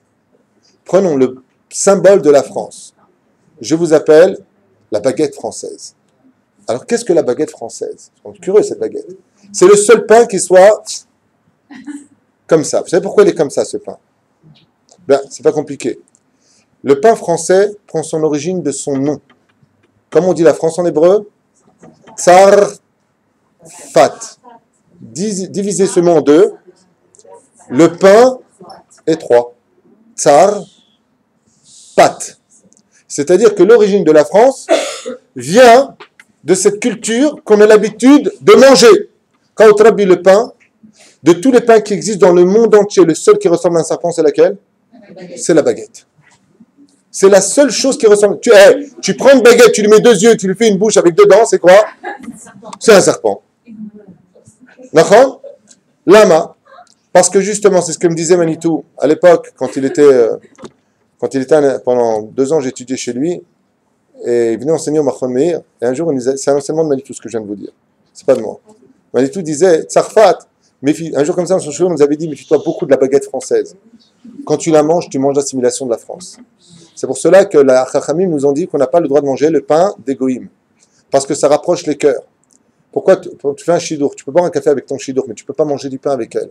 Ça rapproche les cœurs. Donc, comment la France nous a eu, nous disait Manitou, par sa baguette.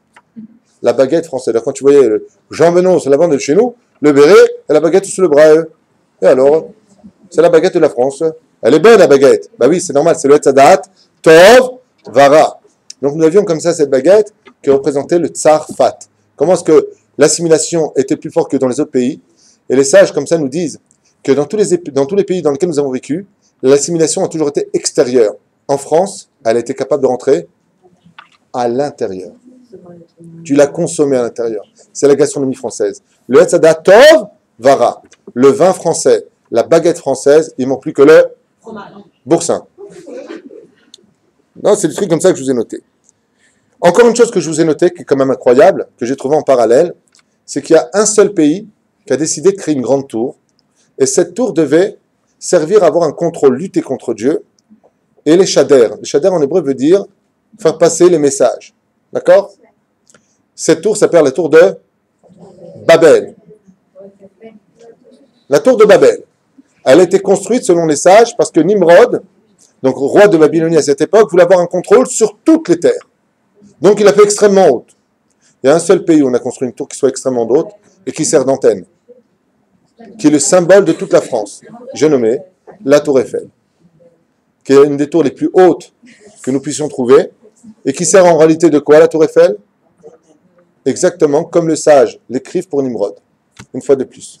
L'histoire en France se répète par rapport à cela. J'ai pas fini. Revenons un petit peu sur ce qui vient de se passer. J'ai regardé ça tout à l'heure pour être certain de ce que j'allais dire ce soir. Quel est le premier pays avant l'Angleterre qui a exigé de son gouvernement que la première langue enseignée soit, la langue vivante après le français bien entendu, soit l'arabe? C'est la France, deuxième pays l'Angleterre. Je pensais que c'était l'Angleterre et la France. Je regardais tout à l'heure, non. C'est la France. Les Arabes de France ont exigé du gouvernement, puisque l'an prochain, à partir du mois de septembre, en Île-de-France et à Lille, dans toute donc l'île, je parle de l'île, il n'y aura plus du tout de viande servie dans les cantines, puisque l'islam a donné un ordre. C'est extraordinaire. Peut-être si tu veux. Mais ce qui est curieux, c'est qu'on m'a posé la question dans question-réponse. Vous savez, le Rav nous répond. Quelqu'un qui m'a posé une question, il m'a dit, mais c'est un truc de fou, parce que dans le monde, la première langue parlée, bon, il y avait 1 milliard 460 millions de Chinois, certes, mais ils sont en train aussi de s'islamiser. Hier soir, je montrais à mon épouse que le premier pays catholique au monde, j'ai nommé le Brésil, est en train de s'islamiser. Qui devient les premiers imams du Brésil? Les curés. Ils quittent leur religion pour devenir des islamistes. Comment c'est possible? Eh bien, revenez un petit peu à l'origine des choses. Quand Adam et Ève ont été créés, on a une mahloquette. Quelle langue parlaient-ils? Rachid dit l'hébreu. Les autres commentateurs disent l'araméen, l'arabe. Dans l'origine du temps, l'araméen, c'était l'arabe, c'était la langue arabe première de l'histoire. C'était l'araméen. C'était la langue d'origine. De là vont l'être, Bezrat Hashem par la suite, les pays qui vont créer leur langue. Et si tu veux une preuve de cela, c'est pas compliqué. Je vais te le prouver en deux secondes. Non, mais c'est très simple. Dans la Torah, c'est marqué. Quel est le premier pays que l'on voit concrétiser en tant que peuple qui s'installe avant que les langues n'existent dans le monde? C'est la Babylonie, le babylonien. Et ensuite sont nées toutes les langues. Alors, on peut le comprendre de façon différente. Elles existaient d'abord, et là-bas, il y a eu le mélange cosmopolite des nations à travers les langues. C'est deux explications qui existent. Mais le Pshat vient nous dire aussi que Dieu a divisé les nations du monde en leur inventant leur langue à chacun d'entre eux. Par exemple, le français n'existait pas il y a plus de 2000 ans. Il n'existait pas du tout. C'était du latin. Le latin a engendré d'autres langues. Oui, donc la tour de Babel. Donc tu vois bien que les langues existaient. L'arabe n'existait pas encore à l'époque. La langue d'origine de toutes les autres langues, c'était l'araméen. Donc combien on avait de langues selon les sages dans le monde? 2 langues, l'hébreu et l'araméen. Donc, si la vie est un cercle, et qu'on est parti dans la galoute pour finir le cercle, et qu'on est passé donc par la tour de Babel, et qu'ensuite on a avancé dans l'histoire, et qu'on revient enfin chez nous ici, pour arriver à l'état d'Adam avant la faute, on doit repasser par la station de Babylonie. Le monde est dans le bilbou le plus total. Combien de langues il faut qu'on arrive sur Terre? 2 langues. Donc c'est une excellente nouvelle pour la Géoula. Le fait que les Arabes exigent que leur langue soit parlée dans le monde, et que demain, ça risque de devenir la seule langue sur Terre, que même l'anglais disparaîtra, et ainsi de suite, c'est l'histoire du cycle de la Terre. Nous avons quitté 2 langues avant de nous plonger dans l'histoire du Tikkun. Nous sommes passés par 368 langues par la suite, donc 70 nations, pour revenir aujourd'hui à un cycle de l'histoire où on reparle tous, Baruch Hashem, de plus en plus l'hébreu, et vous verrez qu'avec vos petits-enfants, vous ne parlerez plus le français, vous parlerez bientôt que l'hébreu. Donc vous allez quitter vos origines, nous pas disparaîtrons, enfin vous, moi non, mais tôt ou tard à 120 ans, vous non plus, d'accord, vous disparaîtrez de ce monde, et vous verrez que votre descendance, eh bien, français no colosco. Je ne parle pas le français, je parle que l'hébreu, je suis israélite, je suis hébreu sur une terre qui m'appartient, c'est le langage qui nous est réservé. En contrepartie, si le Mashiach était dépendant de la Géoula de la France, il faudrait peut-être revenir en 5 minutes sur l'origine de la muraille de Jérusalem. Pourquoi? La muraille de Jérusalem est composée de 9 portes ou de 12 portes, ça dépend comment on veut la définir. D'accord? Une des portes, qui porte un nom un peu bizarre, viendra nous parler justement de la reconstruction de cette muraille qui existe depuis Yoshua bin Nun. C'est-à-dire que les Chittéens, qui étaient les Yerushalmi de l'époque antique, avaient déjà créé cette muraille, puisque nous avons Purim bientôt, et que nous, on va la lire le 14, parce que depuis Yoshua bin Nun, il n'y avait pas de muraille à Ashdod, mais par contre, à Yerushalayim, il y avait déjà des murailles à l'époque de Yoshua bin Nun. Donc la muraille de Jérusalem existe depuis des millénaires. Seulement, comment c'est possible qu'on vienne nous dire que Adrien est celui qui l'a construit? Adrien, celui qui a conquis Bétar, fait des millions de morts parmi les Juifs. Hitler, il a tué combien de Juifs? 7 millions. Adrien, selon le Talmud, il a tué entre 4 ou 40 millions de Juifs. On ne sait pas. Donc, Adrien, empereur de Rome. Linius Adrianus, on l'appelait dans le Talmud. Et Marchemov Zichro. Lui, on nous dit que c'est lui qui a construit la muraille. Attends, tu m'excuses, on parle de Bar Korva, donc c'est bien avant Yoshua bin Nun. Eh bien, les historiens nous disent que c'est très simple, parce que la muraille de Jérusalem a été constamment détruite. Alors, bien entendu, il y a eu les Arabes qui se sont battus contre les croisades, le mur a été détruit. Ensuite, on a eu les Ottomanimes qui ont conquis les Turcs, qui ont conquis la Yerushalayim, pour islamiser à l'époque cette situation. Ensuite, il y a eu les Anglais donc, qui sont intervenus. Et puis ensuite, il y a enfin le peuple d'Israël qui est revenu reconstruire une fois de plus cette muraille. Cette muraille a une longue histoire. Vous allez comprendre pourquoi je vous en parle et quel rapport avec la France. Parce que cette muraille, quand elle a été concrétisée, la première fois, elle a été concrétisée pour être une rempart qui n'avait rien à voir avec ce que je suis en train de définir au niveau de la France. C'est une rempart, quand vous voyez les gravures d'antan, une espèce de cercle un peu bizarre comme ça. Et puis, au fur et à mesure des réparations, il faut savoir que l'empereur Adrien avait décidé, pour punir les Juifs, de rendre la Yerushalayim d'avant, qu'on appelle Yerushalayim Ha'atika, l'ancienne Jérusalem, la poubelle d'Israël. Ce qui fait qu'il avait donné un mot d'ordre que toutes les poubelles devaient être versées dans la muraille de Jérusalem. C'est pour cela qu'une des portes de la muraille s'appelle comment? Sha'ar Ha'ashpa, la porte de la poubelle. C'est là-bas qu'on rentrait les poubelles. L'autre, il a créé une autre porte. La porte qui s'est créée pour lui, Adrien, il s'est créé la porte de Shrem. C'est sa porte à lui. Chacun a fait une porte. C'est là. Suleiman le Magnifique, lui aussi, a participé à la muraille de Jérusalem. Et lui, pourquoi est-ce qu'il a fait ça? Eh bien, tout simplement pour qu'on arrête et on ferme ces portes-là pour protéger la Jérusalem d'avant. Pourquoi? Parce que toutes les nations du monde connaissaient le secret de Jérusalem. Quel est ce secret? Celui qui possède Jérusalem possède le monde. Tu veux conquérir le monde sans faire la guerre, tu possèdes Jérusalem. Vous avez compris pourquoi les Arabes aujourd'hui ne se battent pas, ils ont ce qu'ils veulent? Ça n'a rien à voir avec la politique française. Dans l'absolu, celui qui étudie ses yeux dans la Torah, il voit ce qui se passe autour de lui, il est mort de rire. Tu entends les politiciens parler, mais tu as envie d'en mettre la tétine, la couche et l'euro.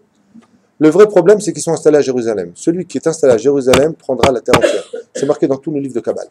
Yerushalayim est le nombril du monde. Tu prends toutes les terres, tu coupes, tu réunis toutes les terres, tu mets un compas au milieu, c'est Jérusalem. Il est le nombril du monde, celui qui s'y installera. Regardez les Ottomanimes. Ils ont conquis Yerushalayim, regardez en Espagne. Ils ont pu conquérir tous les pays. Très facilement, tout le monde tombait. Celui qui vit à Jérusalem vit sur toute la terre. Tout dépend de Jérusalem. C'est pour ça que quand tu ouvres n'importe quel site et que tu marques Jérusalem, capitale des religions. Tout de suite, capitale des religions. Des juifs, des islamistes et du christianisme. Tout de suite, on te le met en titre. Et pourquoi? Pourquoi est-ce qu'ils veulent tellement la capitale comme étant Yerushalayim? Parce que c'est la capitale du monde. Et cette Yerushalayim-là, elle a été reconstruite donc par Suleiman le Magnifique pour l'histoire des poubelles dont je vous ai parlé, mais il n'y a pas que ça, je ne vais pas perdre de temps avec l'historique. Mais ce qu'il y a de très intéressant, c'est ce qu'elle représente. Et ce qu'elle représente, c'est le combat contre la France. Je vous ai pris ici, je ne sais pas si on le verra. Voilà. Alors, je ne sais pas si vous allez bien le voir. J'ai voulu faire une copie, je n'ai pas eu le temps de le faire. Je vais vous montrer ici la muraille. Voilà. Je ne sais pas si on va bien le voir ici. Ça, c'est la muraille de Yerushalayim. Vous voyez ici? Ça fait quoi comme pays? Vous avez exactement la France. Il faut le voir. Je remonterai ici, si les gens ne voient pas. Ça, c'est la muraille de Yerushalayim. Et par où ça a été conquis? Jusqu'à la Belgique en haut, jusqu'à l'Allemagne sur le côté gauche. Je sais, ouais, mais il est lourd. D'accord? Et toutes les portes donc, qui l'entourent.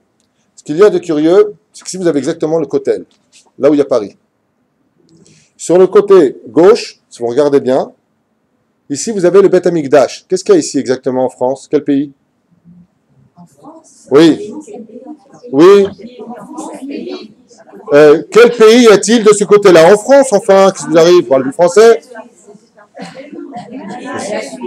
Bonne réponse, la Suisse, enfin. Quel pays est-il de ce côté-là en France? C'est-à-dire que ça, c'est la France. Là, il y a un pays, que les noms d'idiot, vous comprenez rien ou quoi? Alors, naze. Ici, c'est le Beth Amikdash. Qu'est-ce qu'on a amené ici? Au Beth Amikdash. Qu'est-ce qu'on a amené ici? Je vais te passer l'appareil. Qu'est-ce qu'on a amené ici avant? Tout l'argent du peuple.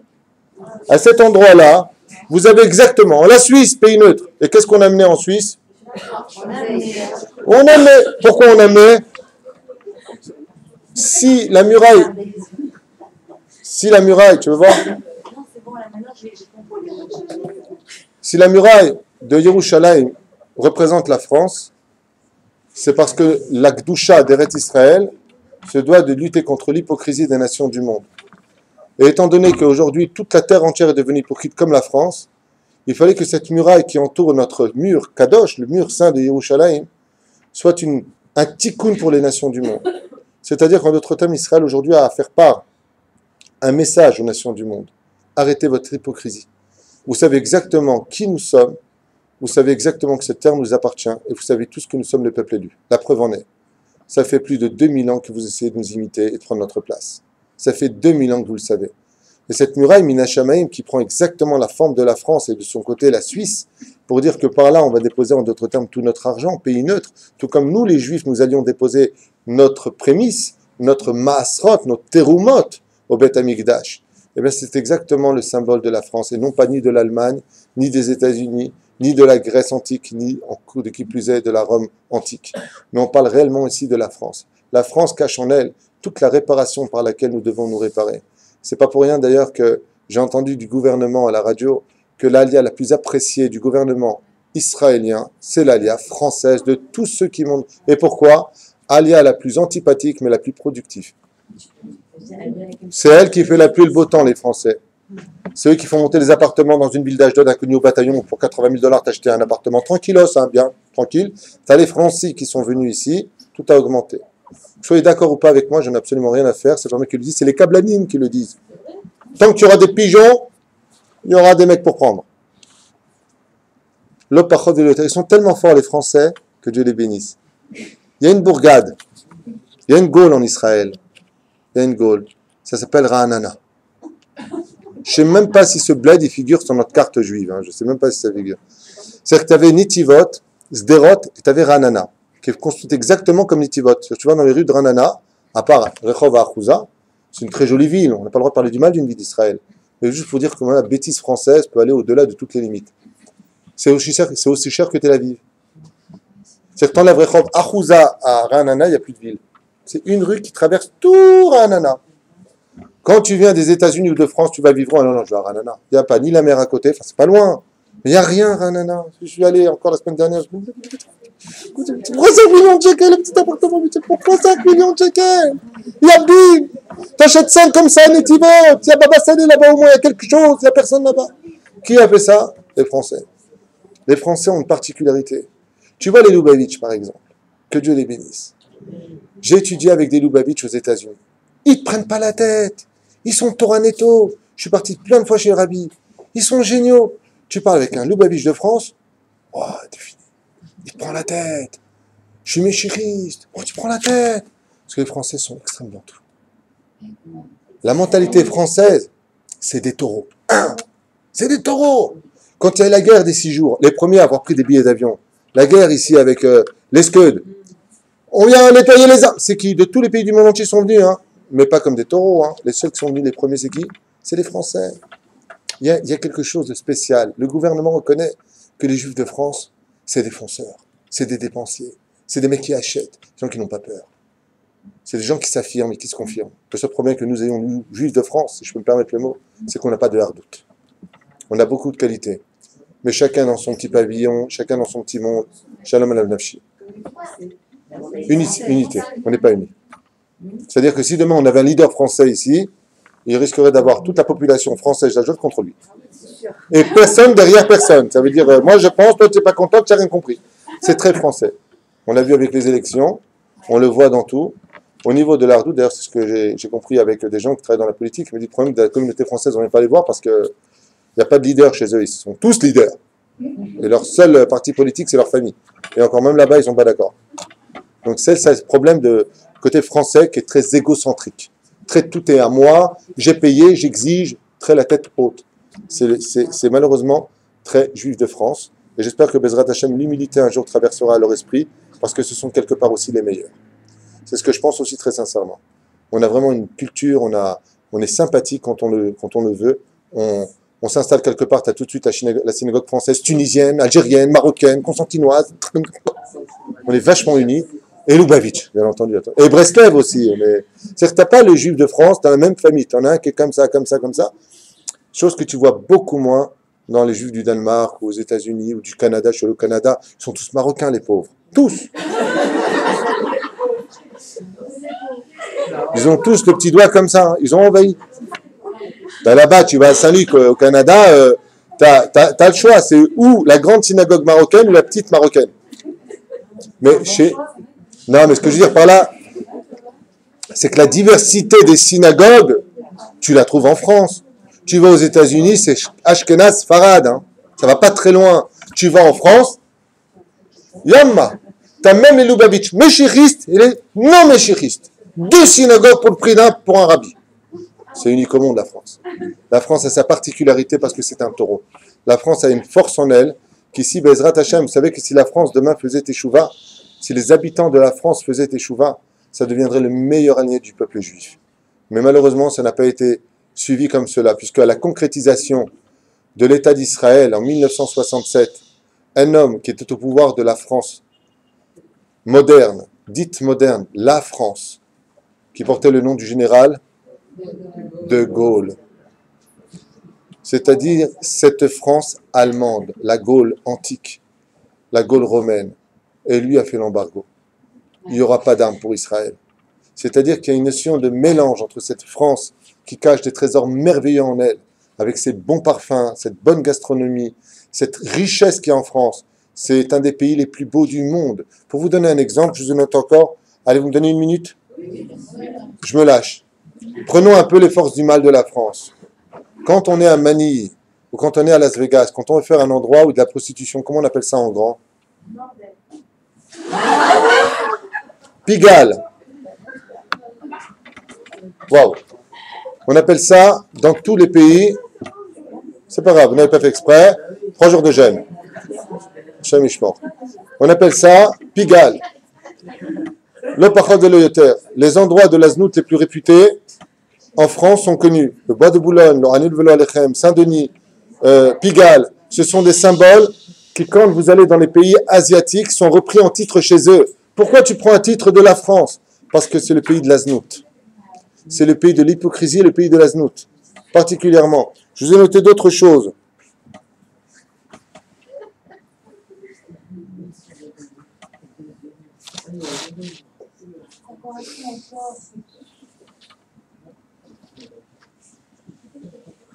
Quand on veut faire un beau pays, par exemple, aux États-Unis, quand vous allez quand tu sors de Los Angeles pour aller à Malibu, ils ont fait là-bas ce qu'on appelle la Riviera. C'est où la Riviera?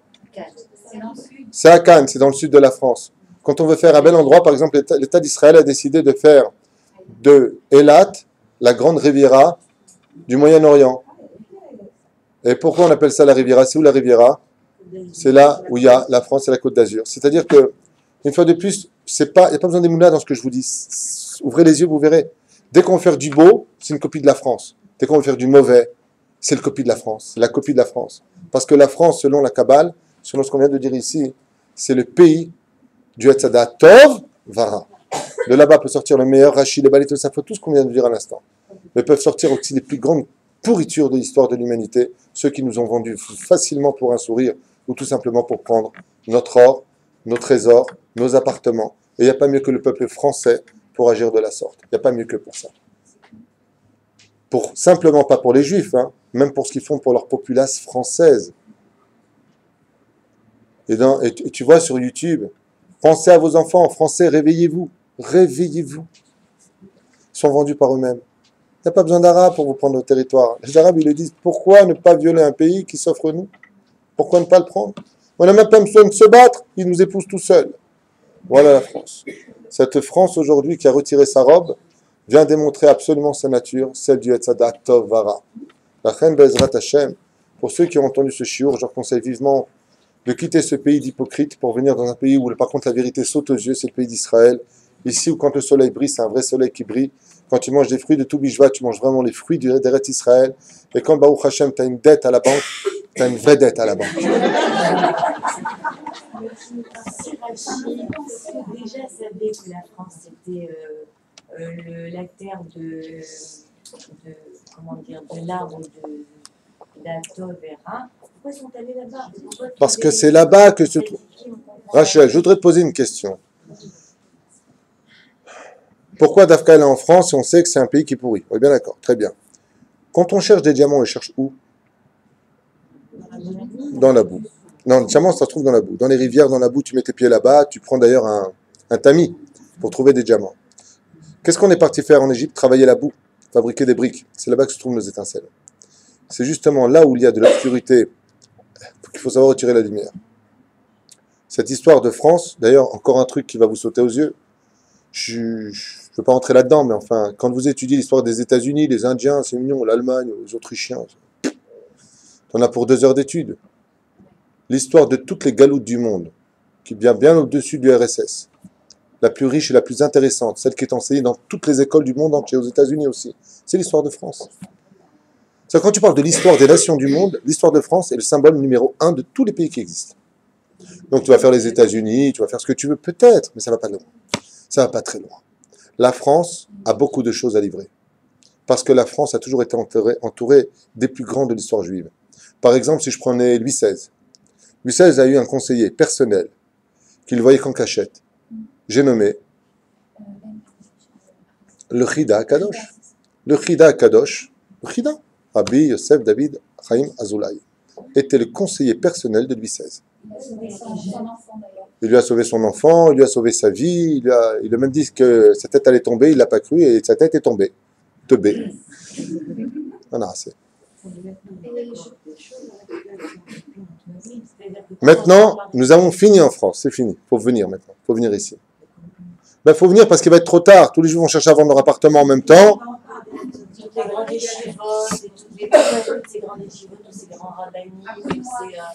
Ben justement, alors ça c'est le piège. Pourquoi il y a tous ces rabbinim en France? Je voudrais vous répondre. C'est une très bonne question. J'aurais posé la question. Et j'en suis revenu avec un chat qui tournait autour de sa queue. Je vais t'expliquer de quoi je parle. Quand je posais la question aux rabbins en France, pourquoi vous êtes en France? Ils me disent, ben parce qu'il y a des juifs. Alors je vais voir les juifs. Pourquoi vous êtes en France? Il y a des rabbins. Je dis, ben d'accord. C'est le premier qui bouge qui a gagné. On est bien en France, je vais te dire pourquoi. Pour l'oseille, c'est tout. Demain, il n'y a plus d'oseille en France, on s'en fout de Jean Lépin. Il faut arrêter les délires, c'est pas moi qui l'enseigne, c'est Rabbi Abraham Zolé dans son livre Chesed d'Abraham. Il y a plus de 500 ans. Il y a plus de 400 ans. Et pourtant, le Rav Vadia Yosef, à l'époque, il avait demandé au Rav Chana, en l'occurrence, de quitter une communauté dans le 19e pour aller être grand rabbin de Marseille. Donc, parce que tant que tu vas en mission de Kodesh, le Rabbi Lubavitch a envoyé des milliers, des millions peut-être, d'émissaires en Chine et puis en Inde et puis je sais pas où. Tant que tu as des missions à récupérer, encore un juif à récupérer, il faut le faire. Parce que tant que Mashiach n'est pas là, on peut encore faire tchouva. On est géré dans la Kabbale selon le monde de la Bina. La Bina, c'est la distinction, on peut encore faire tchouva. Dès que Mashiach, c'est la Chochma. Comme on dit en hébreu, en Chochmot. On ne peut plus faire tchouva. Donc, on a intérêt à récupérer un maximum. Et comme on le sait, le Talmud nous enseigne que celui qui va faire une mitzvah ne peut rien lui arriver parce qu'il est protégé par la mitzvah. Donc, ces gens qui sont missionnaires, en d'autres termes, de sauver encore des juifs pour qu'ils mangent cachère, pour qu'ils se rappellent, comme j'expliquais dans le cours que je vous conseille tous de voir demain soir, mais si vous voulez, sur Tou Bishvat, j'explique un peu des secrets sur Tou Bishvat, que un des secrets du Tou Bishvat, c'est de nous rappeler qu'on a une terre et qu'il ne faut pas l'oublier, donc on mange des fruits d'Eretz Israël, n'oublie pas ta terre. N'oublie pas ta terre. Quand tu vis en Galoute, tu fais Tou Bishvat, ça te rappelait que tu avais une terre qui donnait des fruits. Regardez le shiur, c'est 1 heure de shiur très intéressant. D'ailleurs, même moi, je me suis embrassé la main à la fin du cours. Quoique, oui, non, c'est une blague la main, hein, c'est pour vous faire rire. Mais quoi qu'il advienne, il est très important de comprendre que quand on est le rabbi, quand on est Rav Ovadia Yosef, on peut se permettre de dire va sur la lune. Nous, on n'a pas ce niveau-là aujourd'hui. La reine Bezrat Hashem. Mon message, c'est un message qui est un message d'amour, qui n'est pas là pour juger quiconque. C'est un message qui vous dit, Béhémet, préparez-vous vite à partir avant qu'on vous mette dehors. Parce que le drame, c'est qu'aujourd'hui, vous pouvez encore peut-être vendre vos biens. Demain, je ne suis pas sûr. Ça me fait penser, est-ce que vous avez dit voilà, on va... et le PRH, ça me fait penser au port. Donc toi, tu vois la France, tu vois le port. Ça m'a fait penser à l'hypocrisie, et comme par hasard, port, c'est PRH. J'ai fait PH, j'ai fait Méod, donc port, hypocrisie aussi. C'est vrai qu'il est le symbole de l'hypocrisie, le port en France. Mais l'islam s'occupe de le sortir de la France. D'ailleurs, le port m'a dit de te dire salut. Voilà, on va s'arrêter là pour aujourd'hui. Pour salut. Hein, dernière question. Alors, ça n'a rien à voir avec la... On a parlé de la Pauline, c'était la Pologne. Pauline, oui. Maintenant, avec en quitte à Youpet, au terminal, les gosses, ils vont enregistrer en Pologne. C'est bien, pas bien, on les envoie. C'est ni bien ni pas bien. S'ils y vont, c'est pas interdit. Mais il est bon de s'enquérir un petit peu parce que je sais que je connais 2 personnes qui sont allées là-bas et qui m'ont dit que sans le vouloir, tu as des larmes qui tombent de tes yeux parce que tu sens la présence des âmes qui en souffrent. Si tu as une date de retour, oui. Si tu as une date d'aller simple, non. Visiter son histoire, ça fait partie de notre culture. Oui, on peut. On peut. Si tu vas jusque là-bas, par exemple, pour lire des Teilim, alors vraiment, vas-y. Oui, tu peux y aller. C'est d'Agamo. La semaine prochaine, Bezrat Hashem, nous avons un shiur ici, donc... Ah oui, je m'arrêterai. Toda